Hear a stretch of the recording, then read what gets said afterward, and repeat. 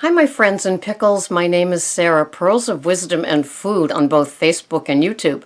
What is a pickle? Well, a pickle, to me, is somebody that is doing low carb, high fat, not having grains and sugars. But a pickle for this channel is somebody that's minding their food plan and program.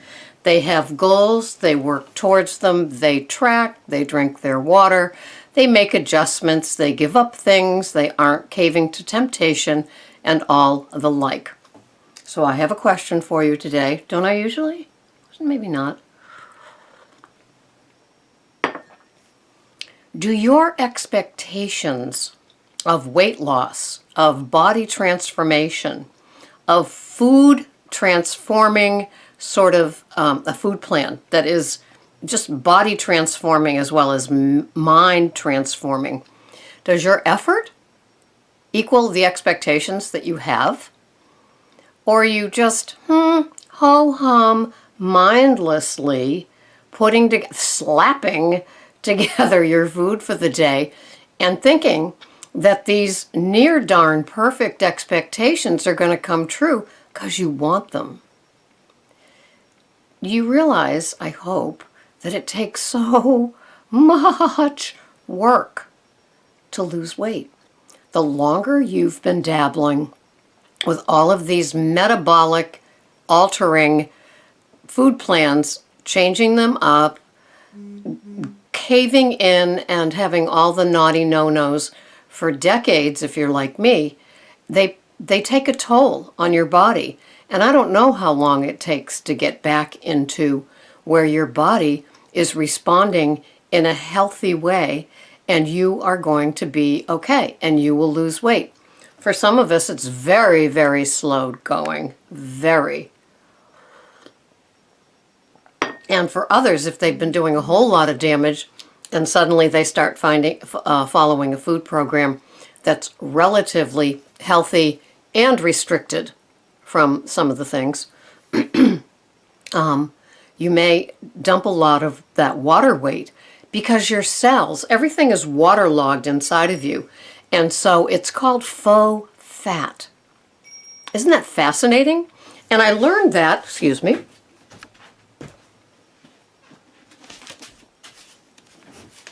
I learned that in this book, Fat Flush.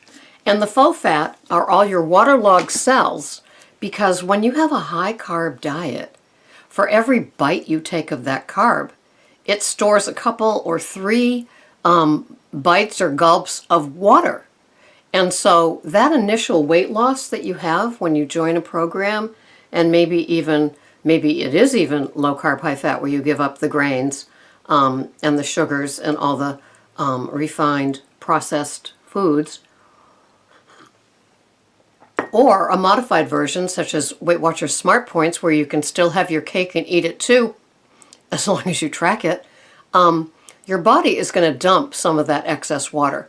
Because even if you are still having your refined flour items and sugars in other things, because you can have whatever you want as long as you track it and it stays in your points, your body, you probably are still doing better than you were before you slapped down your money for the program, right?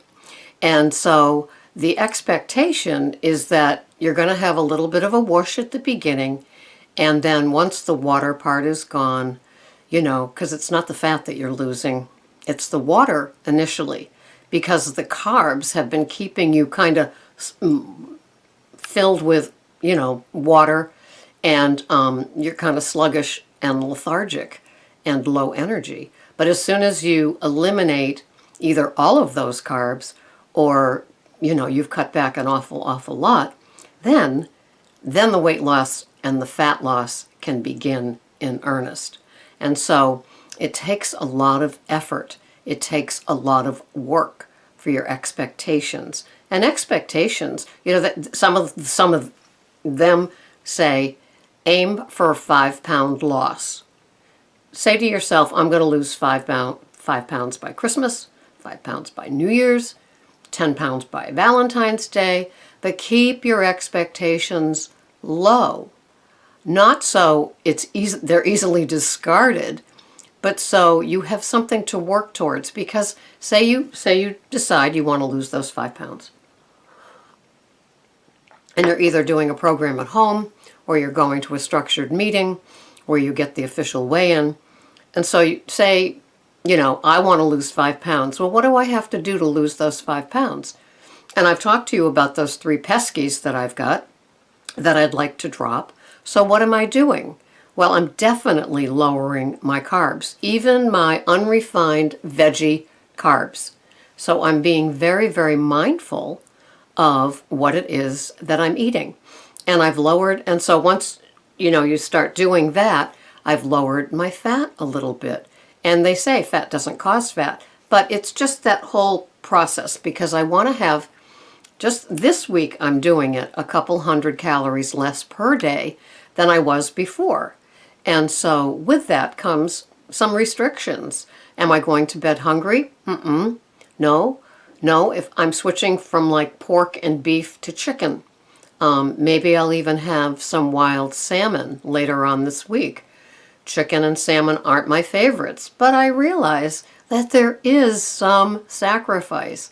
There are some things that I need to do to make that pesky poundage disappear. And so it is what it is. And so I have a commitment. I've come this far. I've been doing the keto, no sugars, no grains, for about 16 months now. And so, I'm okay that I gained the weight. I'm okay that I'm trying to capture it now at 3 instead of 5. I am not tempted with the sugars and the grains, but as I've said to you guys, I love those big bowls of vegetables with coconut oil and butter. And so, I don't know. I'm 66 as well. I'm exercising more, not more than I ever did, but pretty regularly every day. I walk at least 2 to 2.6 miles.